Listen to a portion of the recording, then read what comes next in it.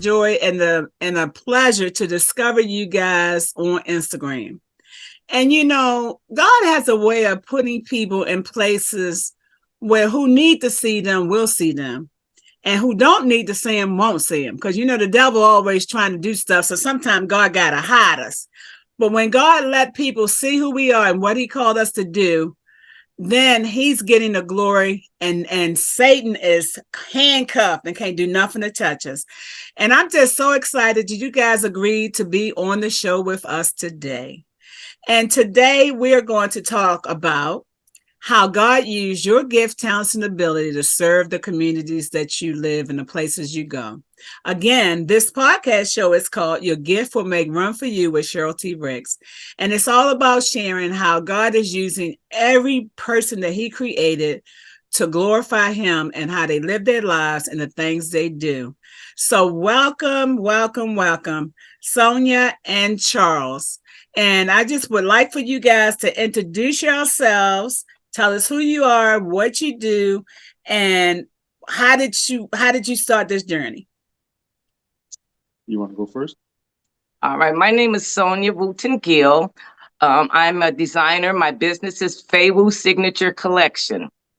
I started this business about 15 years ago.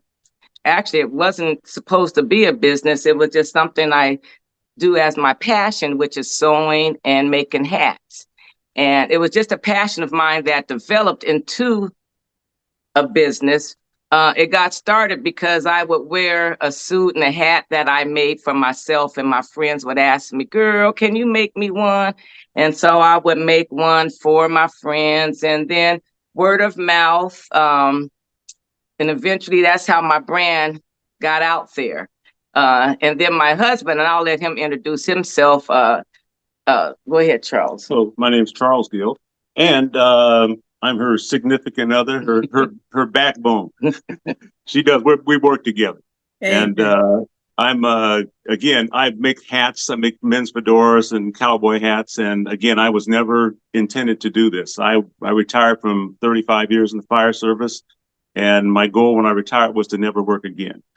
And so I got into the hat making because as my wife, as you block hats, my hands were a little stronger and made it a little bit easier for me to block hats for her.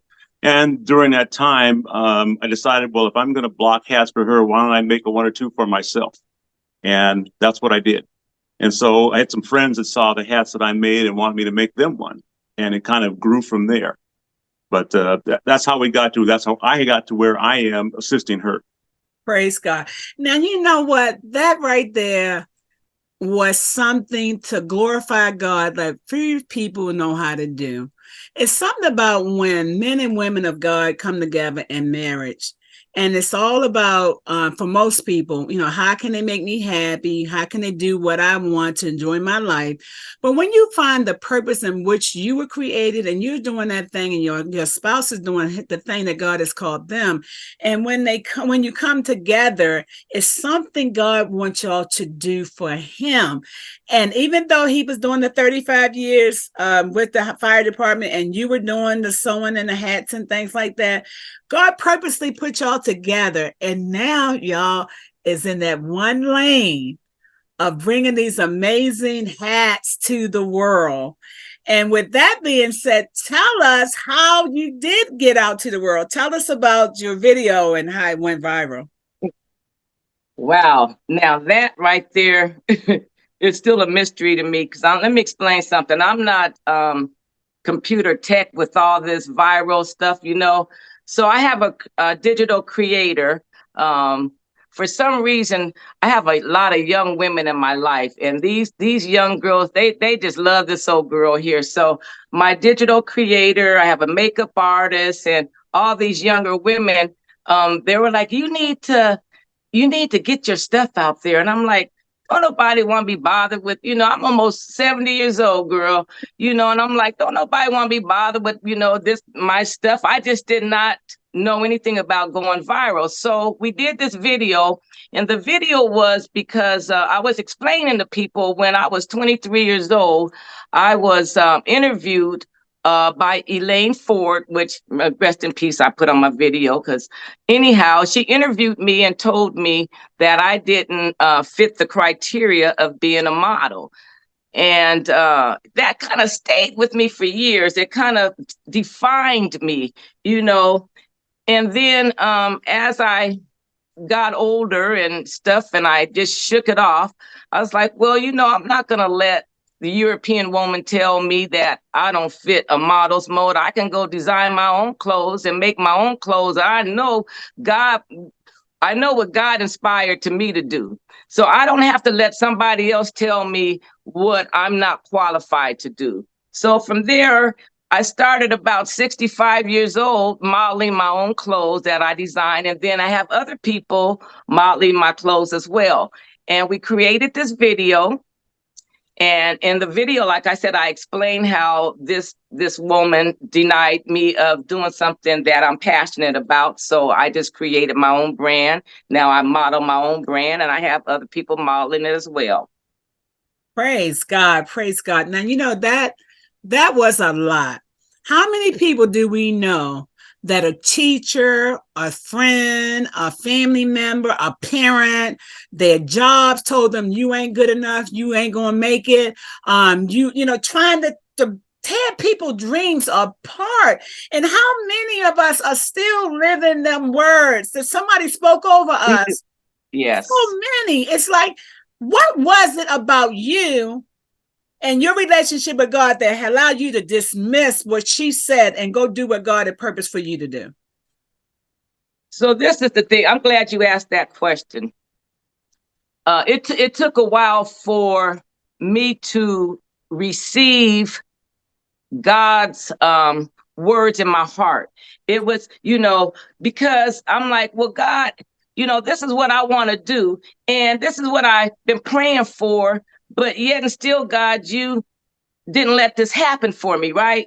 And so because I've always was a person of faith and I've always believed, but what I did not know at the time, God denied me that opportunity because he had other opportunities for me down the road. What I did not know is when one door closes, it's because God has something bigger for you in store. So at that time, I didn't understand all that.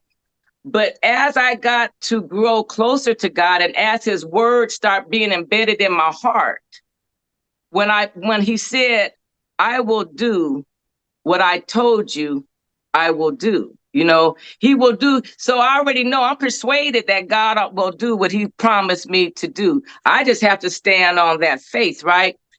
So with that being said, I had to say, I'm a child of God. I don't care what this lady labeled me, said I wasn't good enough, said all this. And it wasn't just her words.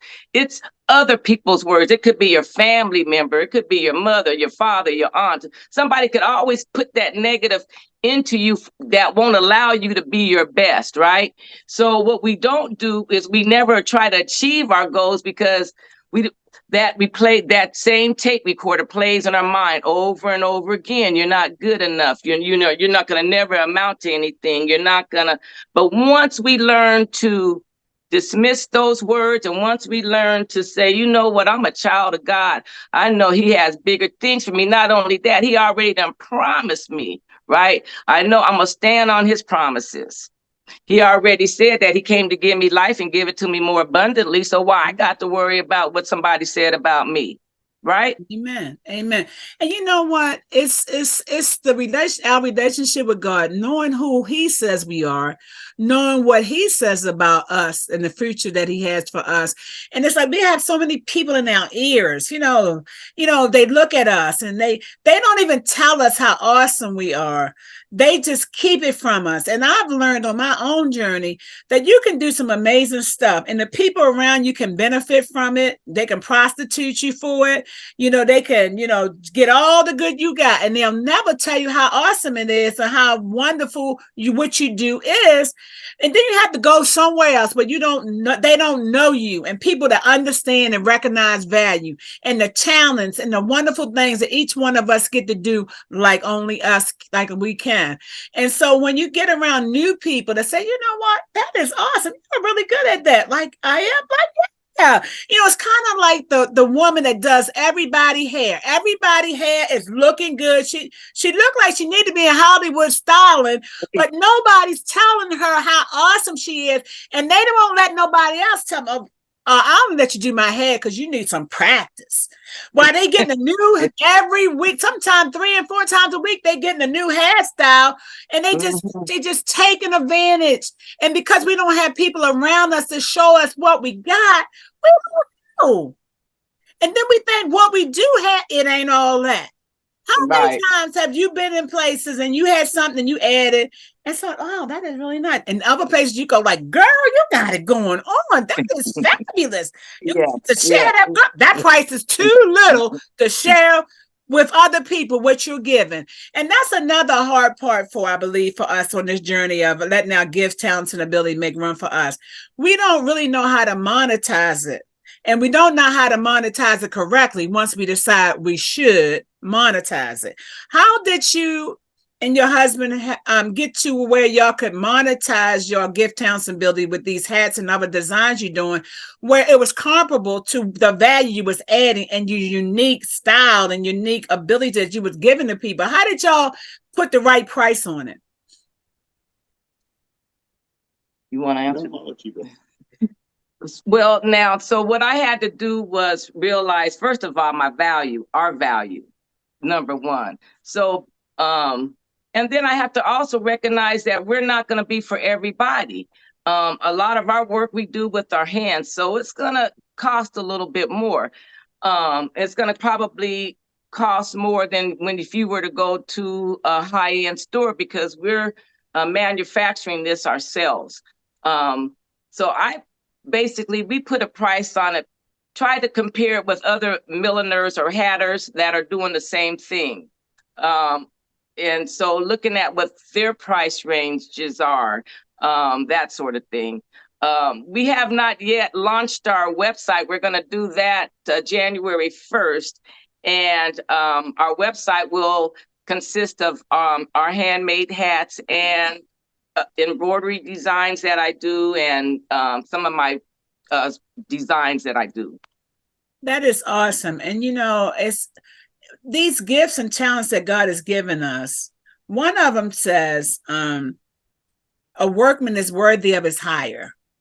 Whatever it is that you do, whatever service you provide, you're worthy to get the payment for it. It's kind of like the people that Jesus had, like, well, you came and I'm going to give you, the same amount at the end of the day to these people that just came and only had to work 1 hour. Like, how you going to get the same much? I've been working all day. How you going to, he just going to work 1 hour and he get the same as me? And God said, isn't this my money to do what I want? Isn't it I can say what I want to give people. And sometimes when you do things for money, it's like it's all about the money. And it's not about the joy that people get from what you provide. Sometimes it's like, I just like people to enjoy what I enjoy doing it. I want others to enjoy that I did it. So you might not have a high price on it, but you got an adequate price. And that way you're actually going to get people that's not just buying just to get a hat, but they want your hats. It's like, you can get them and they probably, something that, they didn't know they could have because of how y'all do your business. And sometimes it's about, let's just add the value.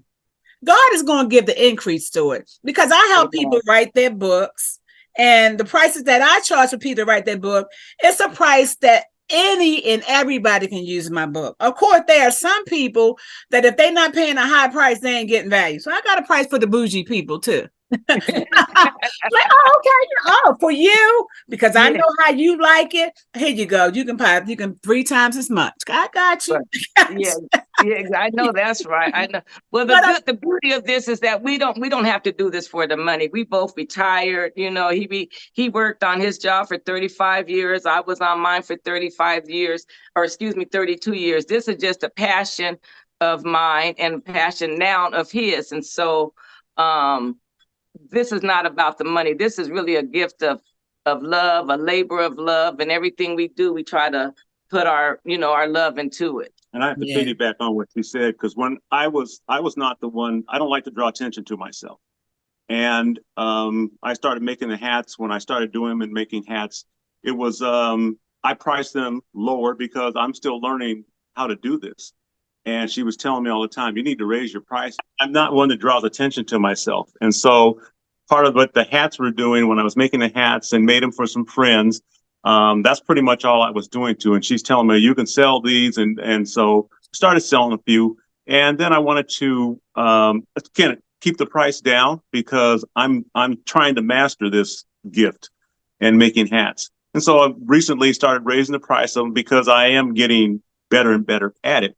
But again, it wasn't to draw attention to ourselves or myself or her either. It was just because it was a passion that we both had. And I enjoy seeing people with the hats. I like them seeing happy with the product. And as Sonia said, we didn't do this because we needed to make more money. We're blessed to be comfortable in our lifestyle and what we do. And this just adds to that. Okay, so that leads me to why I'm starting a conversation with you, Charles, is what is it about this amazing woman of God that you have for a wife that you said that you got behind her? Because there are so many spouses out there and they feel like they in it alone. No, but their spouses don't support them. They don't aid them. They don't assist them. What was it about this amazing woman of God that God gave you that you said, you know what, she's passionate about that. I'm retired now. I'm going to assist her. What was it that made you give her the kind of support you've been giving her? Well, she supported me. I've been involved in a number of things through my career in the fire department, as well as motorhoming, which what we do, and held some leadership positions and still do. And she's been supportive and allowing me to do those things for years and years.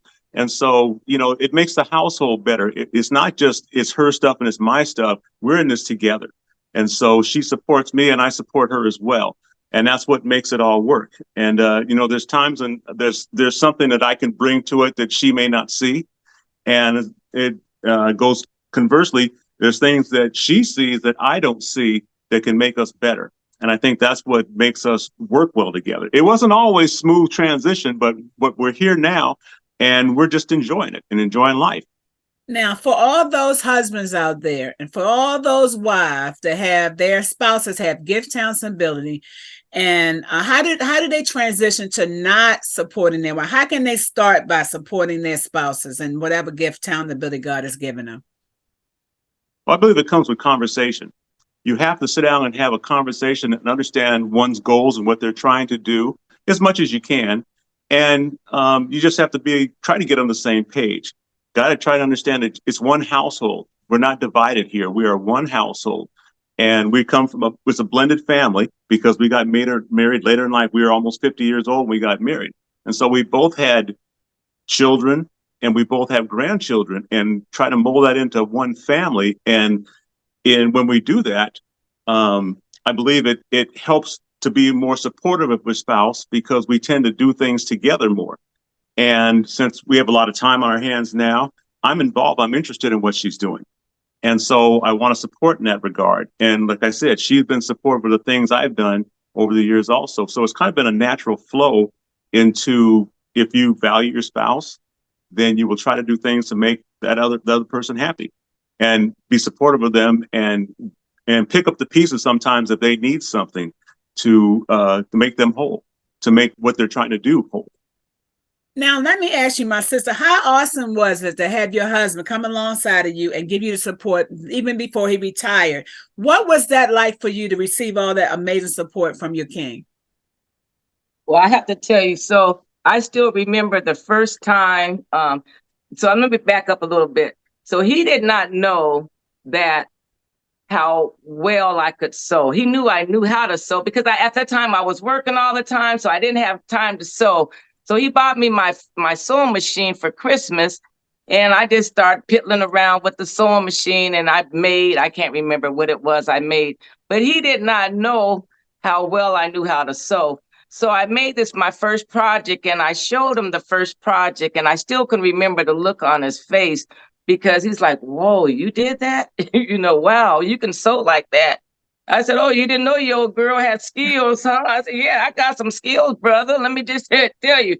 And so once he realized, I think, how well I could sew, and then I started making hats. So he was kind of my first customer making hats. So I had made him, a few hats, and then once, I wanted to continue making hats, but my hands were getting so weak, and I just couldn't block the hat, so I had to ask him for some help.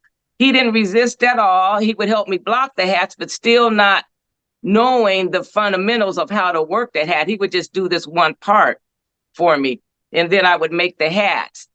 And then I was really kind of surprised when he took the interest in doing it himself, because that was a whole new ball game in itself, because now that meant I had to teach him how to use a sewing machine, because he didn't know how to do anything. I had to teach him how to operate a sewing machine, how to thread the bobbin, how to thread the machine, just everything about the machine. So he had to learn all that. And there was times it didn't really go smoothly because, he's not a guy who listens too well to instructions sometimes. So, hey, that's all of us. Yeah, so sometimes, but so I had to teach him all of that. And then also the embroidery machine, because he had to put his labels into his hats. So he had to learn how to do all that as well. But you know what? He was really a good student. And this is something he wanted to learn. We're going to show you a couple of his hats right now. He's going to put one on his head. This is my first hat I ever made. Oh, that is beautiful.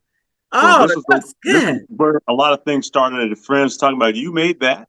And I said, yeah, I did. And so, I said, I'm getting better at it. But so again, it was one that I just made for myself. And that's how this all started. As I'm getting older, cutting my hair off, and it just gets cold up here in Seattle. And so that's right.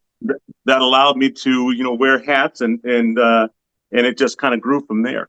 Okay, get some more. Let me see some more of those hats. Okay, I tell you, this is my Western hat, my cowboy hat. Ooh, so that is sharp. Ooh, that is just started doing a few of these for some people, and so get inside. Has my label and my logo inside of it. Oh wow, that is awesome! That is beautiful. Ooh, thank you.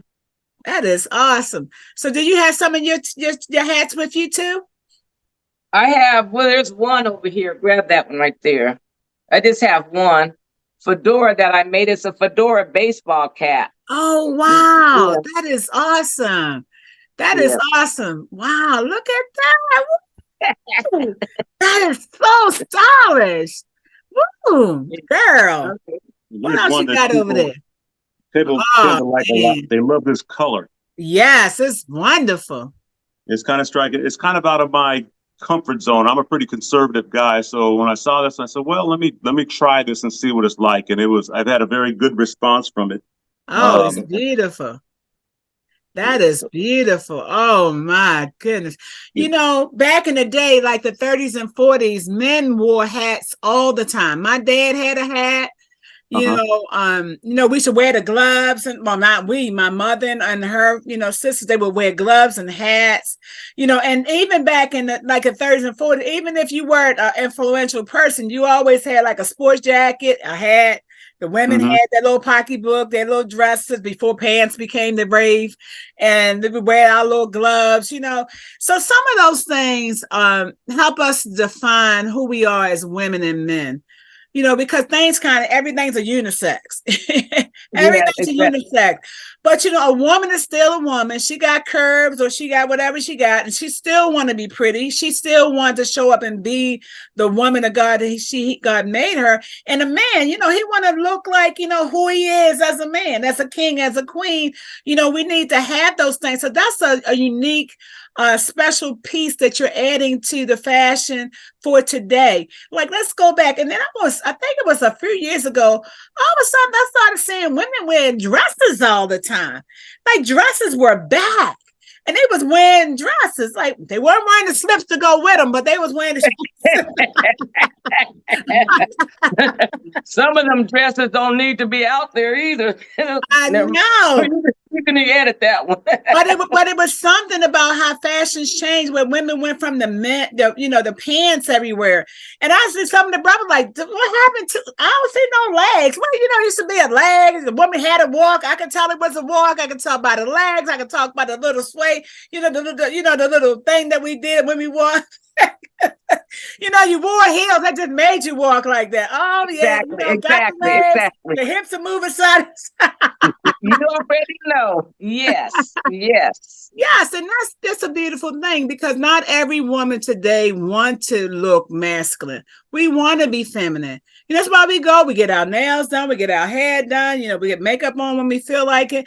So that's a beautiful thing to help keep women feeling feminine. And I know the roles we playing with a lot of people because they don't have a man, they don't have a husband, they're trying to do all the things they have to do by themselves. So it's kind of hard to distinguish, being a feminine woman opposed to being a man, a woman that got to do everything got to be done. So, just having your fashions to where, women can be women again and women can, dress like women and we can feel women. We can be a little softer like we used to instead of being hard and harsh. And I can do what I got to do. I don't need no man for this. I don't need a man for that. Yeah. And that's a beautiful thing that you do that. So your fashions, so do you make like complete outfits? So you certain certain styles that you do, dresses, pants, suits? We will be back after this message.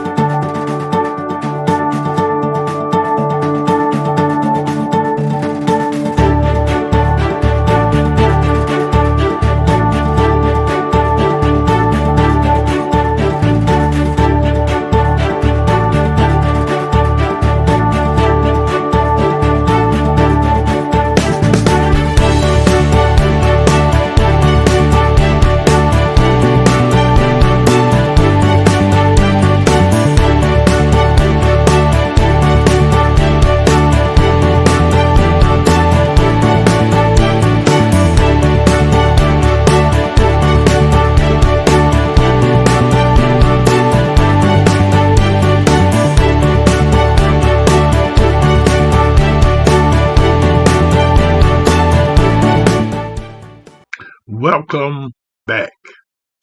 Oh, I tend to do it all. I do it all. I do coats, bathing suits, dresses. I do it all. That is awesome. Well, I've been on a journey of self-love for the last year and a half. And that journey of self-love led me to losing 80 pounds. Oh, and that's wonderful. I need some new clothes. And you know what? I said, I would like to have my clothes designed by a designer that the whole world don't know yet. So I can help the world know him or her. And so I got an idea. I want this winter white 3-piece suit with the skirt, the pants, and the jacket. But I want the jacket to come back to the hip. Girl, that's what I need you to create for me. And money is no object because our Father God is going to pay for it. I got 25 more pounds to lose, and I'll be looking for you to see that project. Because congratulations on that. Yes. But it's amazing how the journey of life has so many things that we don't really know is up ahead until we get there. But one of the things I learned too is that we're never going to get the blessings that God have on the path ahead if we get stuck or we go backwards. We got to keep our forward motion because all those things that we believing for is up ahead. All those things that we need to do what we called to do, all those wonderful customers that value and appreciate what you do. Like, hey, yeah, I'll take one in each color, and so we just have to stay on the journey with God. So as we talk about, your journey, how did you know that what you had was the kind of thing that will fulfill you? Like, when did it start fulfilling you to do what you're doing? Well, sewing has always been a passion of mine. And sewing was during it just brought me through some dark times as well. It was very therapeutic for me. I've been sewing, like I said, since I learned to sew at a very young age when I was 7.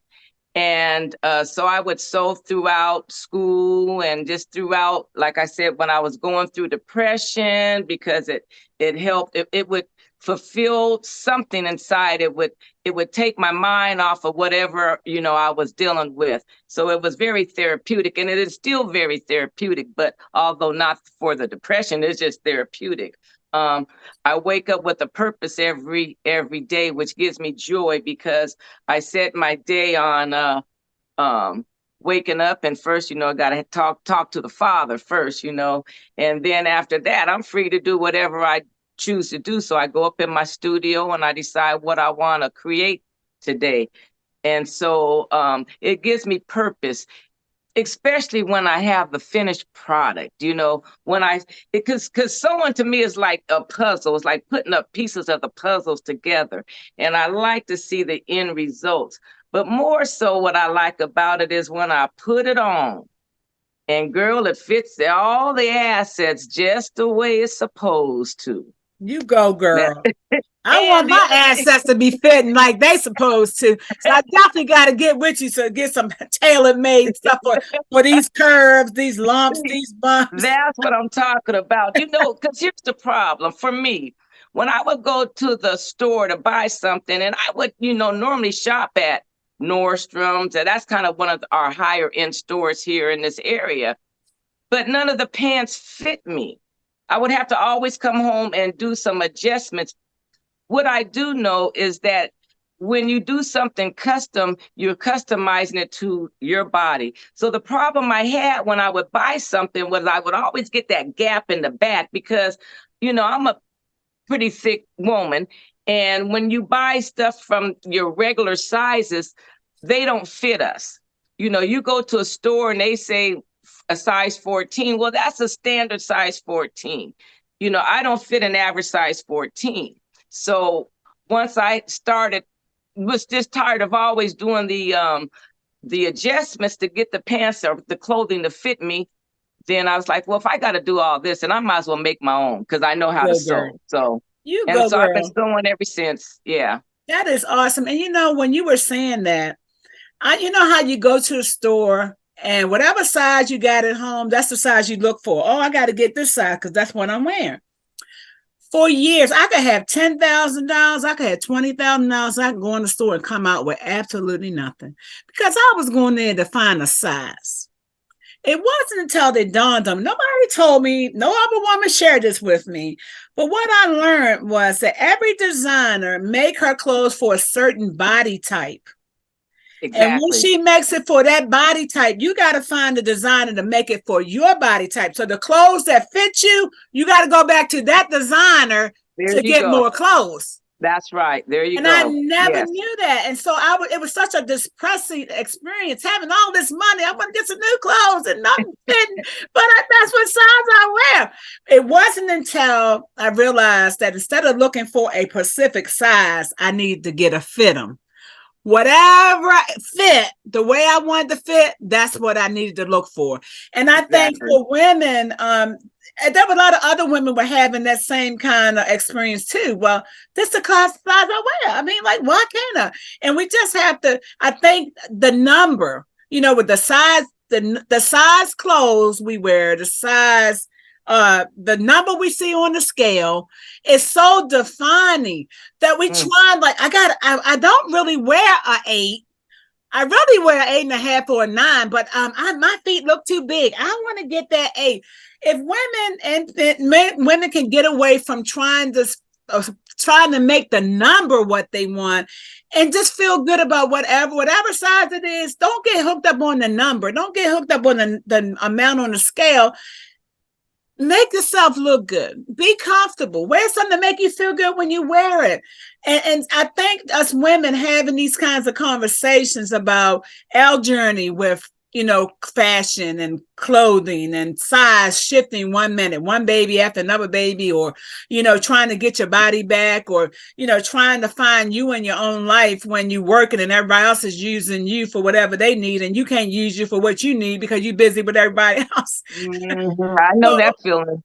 Yeah, I think we all do, and the man, he has another kind of journey, but he's fighting them dragons and, slaying things out in the world, trying to do what he got. So he got the things that he got to do too. And just, being able to come together and say, babe, this is what I'm trying to do. Man, that's a beautiful thing you do, babe. Or honey, that's great. I like that you took an interest in it. I'm glad that, God brought us together because he knew you was going to take an interest. He knew that it was something in you that he wanted to give for you too. And this, you don't just have to watch your spouse shine or your wife or your husband do what they do. It's like, you know what is it in your heart that God has given you? And we can get so caught up in working a job to pay a bill that the things that God has really called us to do, we're not doing it. And we just keep like, I gotta get my job. My job pay my bill. The job keep a roof over my head. Job keep food on my table. It's not the job. It's always God. And he uses jobs. He uses business. He uses a lot of things that you don't even know what he can use to provide for us and give us what we need. But we got to get to a place where we're dependent on God and not these other things. And so in that, you were able to find something together that y'all can enjoy, something that must have added a boost of extra something to your marriage and your relationship. So how did y'all sharing these gifts with each other and both of y'all doing the thing that God has put y'all together? How is that infusing y'all marriage with wonderfulness? Well, I'll start off. I invade her space. It's how she calls it. Because her studio was built for her on our property. And so I might be going up there to do some work on some hats. You're invading my space. And so it's comical, it's fun, and I enjoy going up there invading her space. And I think she enjoyed me being there to invade it. How is it for you? Yeah. I'm actually glad that he took the interest of himself and that he has this passion now. And particularly because now he's known as around this area of, a man that makes hats. And so people are coming up to him now, wanting him to make a hat. And so it gives him such a sense of pride and such a sense of joy. And that makes me feel good too. That is awesome. Well, we're winding up on the time now. What is it that each of you can share with the people that's going to see this podcast show about how to dust off those gift, talents, and ability and start using them for the glory of God and getting the fulfillment that only they can give you? Even one of you can go first. Well, I say that sometimes it's hard to get started because you really might not know what you want to do. You might not, some people say, and because I hear it all the time from a lot of my retired friends, I retired, but I don't have anything to do. So they watch TV all day but I just say, you know what? Sometimes you have to just try to find a passion. Sewing may not be for you. Maybe gardening is for you. Maybe volunteering your time is for you. There's something that you can offer and give. You just have to try to find something that you enjoy to do. Learn a new hobby. You can learn how to golf. He learned at 62 how to make hats, so he didn't know when he was younger that this was going to be a passion. He didn't know that he even would have a passion to sew or make hats. You have to sometimes find. I didn't know that I would enjoy swimming because I've always had a fear of water. I'm learning how to swim at an older age, right? And so, but I enjoy it. I didn't know that it would be something it would really fulfill me and that I would look forward to doing. Embroidering.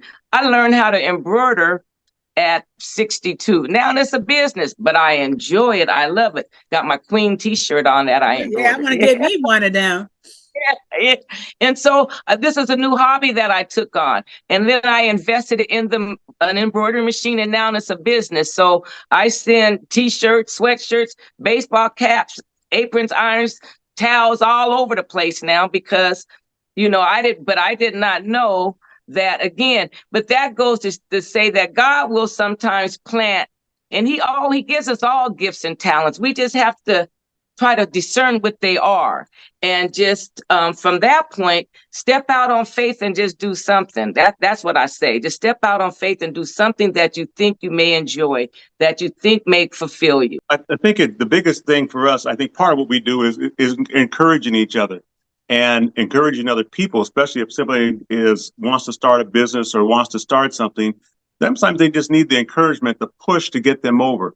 We have 6 grandchildren, and we're attending every event that we can get to that they're involved in, unless we're on the road somewhere. And that encouragement, you can see the development of our grandkids and how they look forward to that encouragement. That smile is on their face because they're taking an interest in it. And I think it's the same thing with adults that are starting down a path that they haven't been in before, and it's something that they're good at. They're looking for encouragement. I think they needed that supportive conversation that lets them move on and move forward. Again, my wife did that for me with the hats, and I didn't have to do that for her with her sewing because she already knew the talents that she was blessed with. But it helped me a lot having her saying, yeah, those do look good.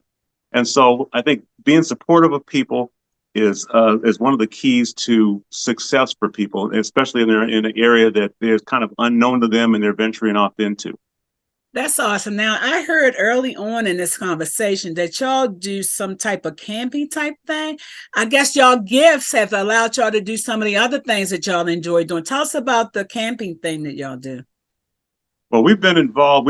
That's one of the things that was nice when we first got married, is finding some commonality in something that takes you. We're born in the same city. We knew a lot of the same people, but we needed to do something that was just allow us to get to know each other better without all the conversations that go every place else. So we bought a motorhome, and we've gone around the country in the motorhome. We belong to an African American RV club and a national called NARVA, National African American RV Association. And so we're involved in that, meeting people all over the country. And so that is part of what we do. And I had some leadership roles in that organization also. Again, that's all. She's been supportive of me. And so that allows us to get out and get on the road and see a lot of things that we wouldn't go fly to see. That is awesome. How has it been for you to be a part of this camping thing? Oh, I really enjoy it because I enjoy just traveling and seeing God's beauty for one thing. I enjoy being the passenger. I don't do a lot of driving. Every now and then I do, but I enjoy just seeing God's beauty just whenever we travel. And so I must add this, whenever I do travel, my sewing machine goes with me. Hey. I still sew when I'm on the road. I still take everything I need, my sewing machine, my ironing board, my serger, everything I need to sew goes with me. That is such a blessing. It has just been a joy and a privilege to hear y'all's story and how God is using y'all gift, talents, and ability to add value to the world and the places y'all go. Please tell us now how people can contact you. Name of your business and your contact information, your social media links. What is it? You can find me on Facebook, Instagram, TikTok, under Faywu Signature Collection. Or Sonia Wooten-Gill. Again, that's Faywu Signature Collection. And I don't have a website. And part of when I started doing this, I didn't want a website and I did not want business cards. So everything goes through her website that you can get me. It's going to be tied together at the beginning of the year. So CDG hats will be available through Faywu Signature Collection. No, actually, my website is faywucollection.com. Okay. So, it's in the process now of being updated with all of our hats and everything we're putting on there now. So it will be available on January 1st. And that, again, is faywucollection.com. Well, I just want y'all to know that it's been a joy and a pleasure to discover that you two were on this planet and the amazing gift, talents, ability you're sharing everywhere you go. Keep doing what you're doing because God is well pleased with you.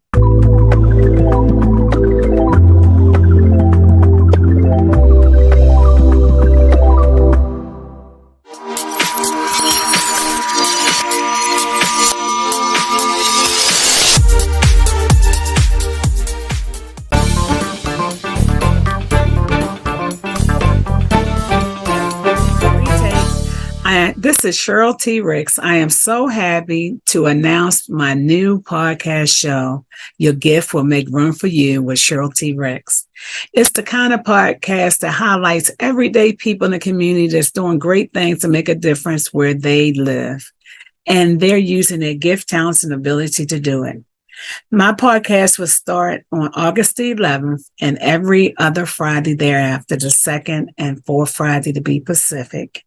If you would like to be a part of this amazing project, please reach out to me at 443-447-7266.